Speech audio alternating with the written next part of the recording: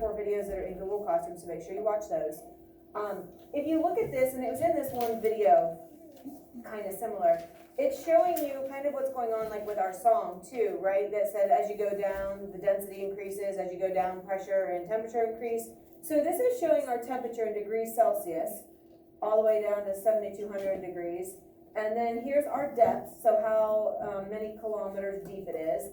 And then what layer it actually is. So just kind of a good visual of what's going on there. I want to point that out. Number 23, this is just going to give us one more chance to make sure you have those layers in your mind and you have them correct. Because the layers are going to be useful when we get to plate tectonics next unit, specifically the asthenosphere and the lithosphere and the crust. All right, so this is showing crust, but it's also showing the upper portion of the mantle. So what layer would that be? Which one of our spheres would that be? It's the top layer of the crust and, it's the crust and the top layer of the mantle. Cameron? Lithosphere. Very nice. It's going to be the lithosphere.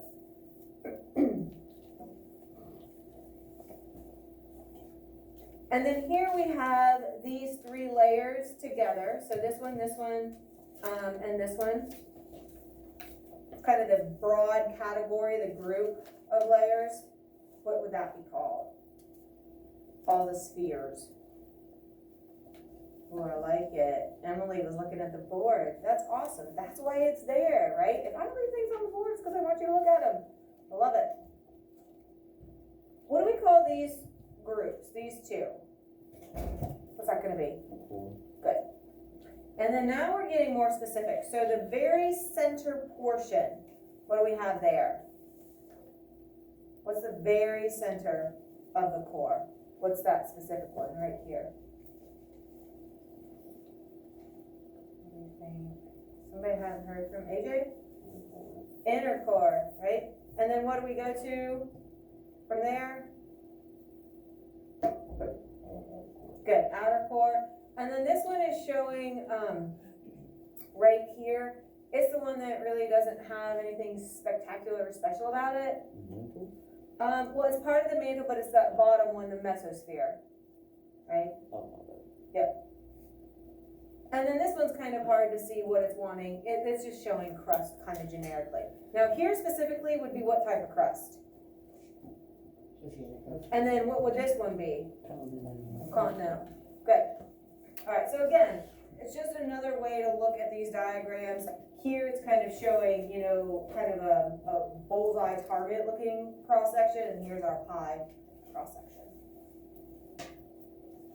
All right. So let's move on. And some of you have asked this question, and that's a cake over there, by the way, which is massively cool. We've only gone about 7 miles deep. Some of you have asked this, how in the world do we know all this stuff then? How do we know it? Any ideas? Any thoughts at all? And sometimes you don't, and that's okay. Any guesses at all where we came up with this info? Because we didn't just make it up. The knowledge of other planets and how they know their cores. Okay, yeah, so we've taken some of our information that we know from other things. I like that, and we've kind of maybe extrapolated or inferred for our own planet. Good, what else? Any other thoughts? Well, don't we know that there has to be something going on? Why else would we have earthquakes? Why else would we have volcanoes, hot springs, hot spots, geysers, right? So sometimes it's just been things that we observe on our surface. We have to have some kind of explanation for what's causing them. Wouldn't heat be a factor too? Because like if people put like basements in, it's like warmer than the top. Good, which is another reason why we bury our water lines, right? Which was something we've already talked about. Good. So yeah, there's some things that we, recognize and observe here on the surface that have given us a little bit of idea. So again, like I said, I can't make you if you don't have any thoughts, but maybe just data from other, other areas, other science fields. But we're going to get into, and so if you, have any ideas of your own that you want to put down, you can. But here is one major way And sometimes people say seismic information just because it's one of our vocab terms, even though they're not really sure exactly how or why it relates. But seismic data, okay, and we're going to talk about what that is, what that looks like. And these are the waves of energy. So remember, we said we had matter, like rock and magma, but we also have three types of energy: thermal, radioactive, and then seismic.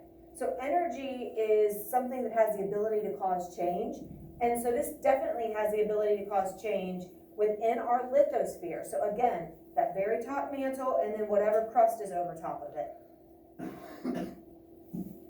And then here, I like this picture. See where the red lines are? Those are actually showing our tectonic plates. So we said that the lithosphere is going to crack up, and we have another song about that too. It might be next June, I can't remember. But the lithosphere is going to crack up, and that crack is going to include that top portion of the mantle and then the crust as well. And so it's not that we see the cracks here. You're not going to be, right here along the United States and be like, oh, there's a crack, I see it. But it's underneath the crust, which is, in the lithosphere. That's where the crack takes place before it gets to the asthenosphere, where those convection currents are. So we know we can't journey to the center of the earth, even though they do in the movie. You should watch that. We should. Maybe we will. Yeah. We usually watch a movie, so that might be the one. Towards the end of the year after testing, if we have testing. That's a whole nother story. So instead, scientists are gonna make observations of things at the surface. All right, so again, earthquakes, volcanoes, all those different things that are kind of unexplainable if the earth is the exact same from the crust all the way down. Kick me out of the way if I'm blocking you.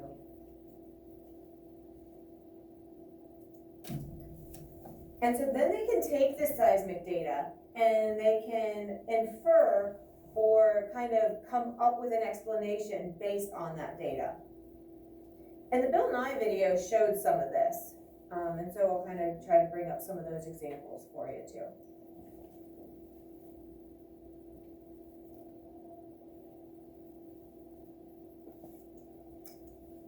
All right, so seismic waves are going to travel through the earth with every time there's an earthquake.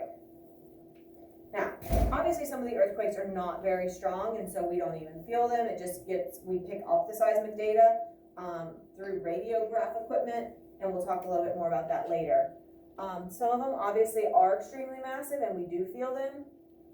I was in Oklahoma City, oh my gosh, I don't even know how many years ago. It was probably like 5 or 6, 7 years ago, and we were showing horses at the World Show, and it's in a huge coliseum, and they have like a jumbotron, like above the center of the arena, and we were in the coliseum, and all of a sudden, like, the jumbotron started moving like this, and we were like, wait, what's going on? And there was a small earthquake, and it was just kind of crazy. You couldn't really feel the ground, but you could, like I said, if we hadn't been in the Coliseum, I don't know if we would have even really noticed it, but it was enough that it made that giant jumbotron shift back and forth. So it was like hanging like our projector, but obviously huge, and it was just swaying a little bit, and it was like, okay, wait, something weird is happening. What is going on? And after we went back to the trailer, we turned the news on and stuff, and they did report a real minor earthquake. So they can be real minor, where we don't even barely detect them, like on the surface without equipment, or it can be massive, obviously. There's two main types of seismic waves. The first one are called primary, and they are sometimes just abbreviated the P waves. And then we have our secondary, or S waves. So P for primary, S for secondary. So let me just ask you logically, which one do you think would come first, a primary or a secondary? Primary, right? You go to primary school, which is elementary, and then you go to secondary, right, which is what they call high school, is your secondary school. So we know what those words mean. Even if you're not sure about primary, second, right, is right in the word secondary. So that's one characteristic. The P waves actually get there first. But there's a worldwide network of seismometers, which are the machines that pick up these seismic waves. They pick up the vibrations. And so they track these P and S waves all over the world. And so we're able to get a bunch of information from them. It's a pretty cool network, actually.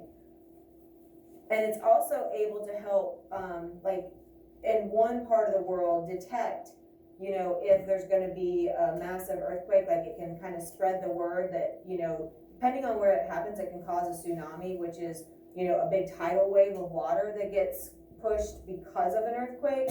And so we'll watch a video next unit that kind of shows this. It's really powerful. But because there's this early warning detection system, because of the seismograph stations, they can pick up some of those vibrations and send warning, and it's been able to save thousands and thousands of lives throughout history. Yes? When they graph it, is it now electronic or do they still use it for papers?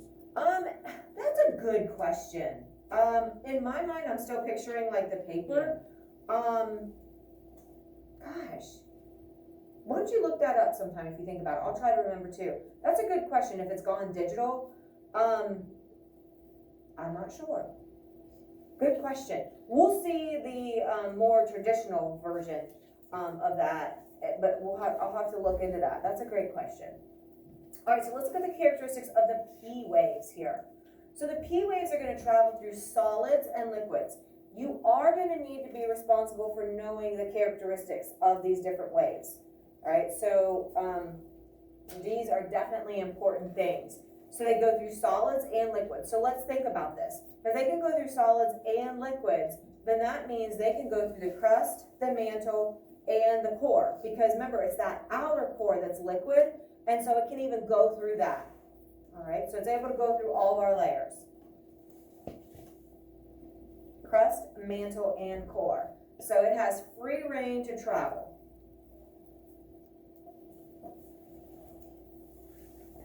It's going to be faster. Think of a race. If you end up first, it's because you were the fastest. So it kind of makes sense that the P waves, primary, which get to a seismograph station or get to the surface first, are going to be the fastest. So again, try not to memorize these things. Try to think about logically what's going on, right? Think about what you already know. Think about a race between the P and the S waves. They are called compression waves. We talked about compression when we talked about elastic potential energy. Remember, a squish was also a form of elastic potential because it wanted to spring back, right? Well, here's a slinky, and if we think of this as a wave, right? This is how a P wave travels. See where it gets dark and kind of bunches, you know, and then that bunch, it's kind of hard to do. It bunches and then spreads and then bunches and then spreads and bunches and spreads.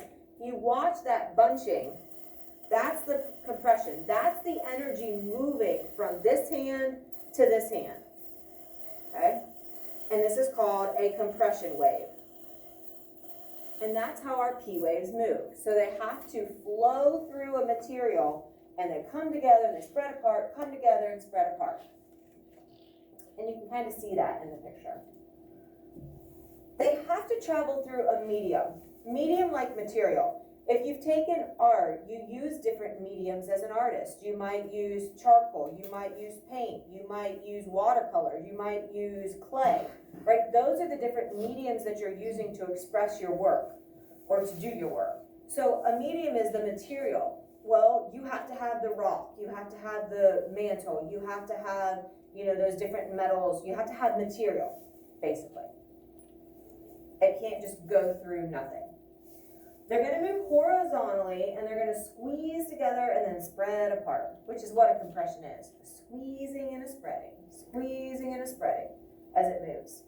Vibrations also travel this way. So like sound waves, they travel the same way. You probably talked about that in 5th grade also. Should have. And I want you to think of my slinky. Yes?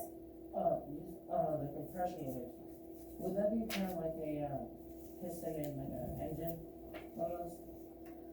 The pushing and the kind of more like a spring, like the shock absorber, like the shocks. Like if you have like quads that have like are meant for like racing, a lot of times they'll have those big springs for shock absorbers. Kind of more like that. It's the same kind of motion, but it's actually moving. It's not just staying in one place up and down. Same kind of idea, but it's traveling. It's not a ripple of water. There you go, because it kind of, you see that ripple, that wave? In a way, I can see where you're going with that, but not an up and down, but a horizontal. All right, let's look at the S waves. They travel through solids only. So, I want you to remember this. Solids, or the S waves stop at liquids. So S stops at liquids. So what layer are they going to stop at? Where's our true liquid layer? Well, the crust, we're not talking about what's above the crust, which is ocean. So I get what you're saying. But if we go through the crust and we're moving down through the mantle, what is our true liquid layer, Audrey? That outer core. Good. So when it gets to the core, it's going to stop. So it can only go through crust and it can only go through mantle. All right, so it's going to stop, S stops at liquid. So that means it can only go through crust and mantle. So there's a big, big difference. Because this is going to cause something really kind of unique to happen or for us to observe at our seismograph stations, those shadow zones. And they talked about those a little bit on the Bill Nye video, which seems like a long time ago now. So stop at a liquid, which is the outer core. So S, the letter S, and stop, both at S. So stop at the liquid. They also travel slower. Well, there's another S. And again, think about a race. If you end up second, you ran slower, or you drove slower, or you whatever slower, right? Walk, run, ride, drive. These are called transverse waves. More than the words transverse and compression, I want you to be able to recognize the motion that these waves have. So, if I could make this go up and down like vertically, I will, but I'm going to show you on my table so it can actually support it. But they're going to look like this. Up and down, up and down. Now, if I could get it to hold, it kind of looks like the letter S. And if you're in the back, if you want to stand up, you can. So there for just a second, it looks like a letter S. Okay? I can't do it with this slinky. I try every year and I can't do it. Okay? So the transverse waves actually look like an S. They travel slower than the P waves. They stop at a liquid. So solids only, that's our S waves. So every characteristic of the S waves has something to do with the letter S in it. All right, so that's usually what helps people understand. So it looks like a letter S on its side. So if you're looking at this, right, here's a letter S. Here's a letter S. Yes? It's kind of like the weighted ropes they use with the Yeah, definitely. That's a great example. Yeah. When you're like, yeah, definitely. Perfect. And again, like the P waves, they also have to travel through a medium. So they have to either, like this, they have to go through crust and mantle, or like the P waves, they have to go through crust, mantle, and core. They have to be going through something. And this is kind of like an ocean wave. You see that up and down of the wave. All right, let's go back. I have a video on earthquakes, and so that'll end us for today.